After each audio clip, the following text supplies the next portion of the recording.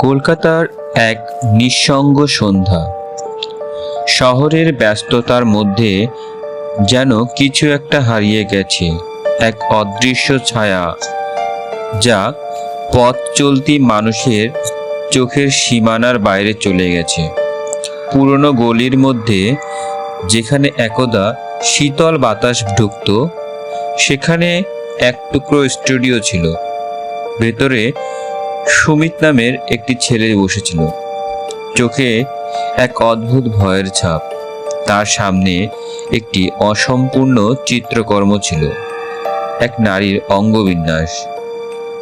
চোখ দুটি খোলসের মতো যেন সোজা তাকিয়েছিল।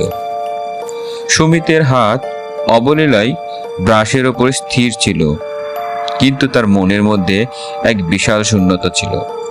এই ছবি সে আঁকেনি, এটি যেন তার ভেতরের এক অচেনা অনুভূতির প্রতিফলন, যা সে চিরকাল উপেক্ষা করতে চেয়েছিল।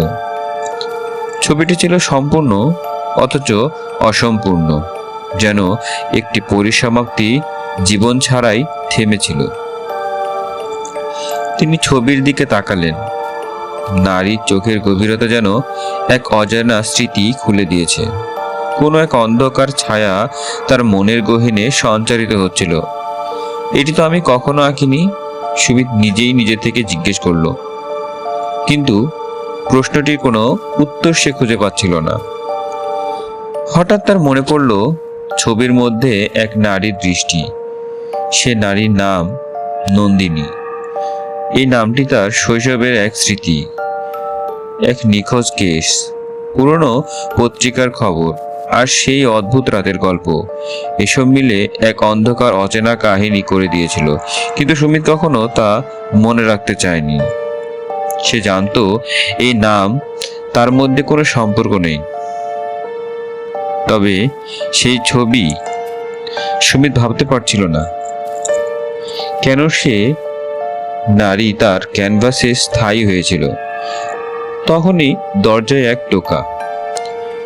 ঠক ঠক। সুমিত চমকে উঠল। জানালা দিয়ে যে হালকা বাতাস ঢুকছিল তা এক মুহূর্তের জন্য থেমে গেল। দরজার বাইরে দাঁড়িয়েছিল সুস্মিতা। তার নীরব দৃষ্টি আর পা বাড়ানোর চুপচাপ চলার অভ্যস্ততা ছিল।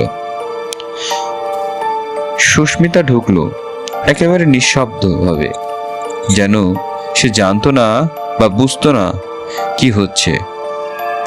তবে তার চোখে কিছু ছিল, এক রহস্যময় দৃষ্টি যা সুমিতকে অস্থিরতাকে আরো বাড়িয়ে দিয়েছিল। সে ছবির দিকে তাকালো আর কণ্ঠে এক শীতল প্রশ্নের মতো বলল, এই ছবি তুমি আঁকছো না সুমিত? এই ছবিটি যেন তোমার জীবন থেকে কোনো এক চিরকালীন শূন্যতার অংশ।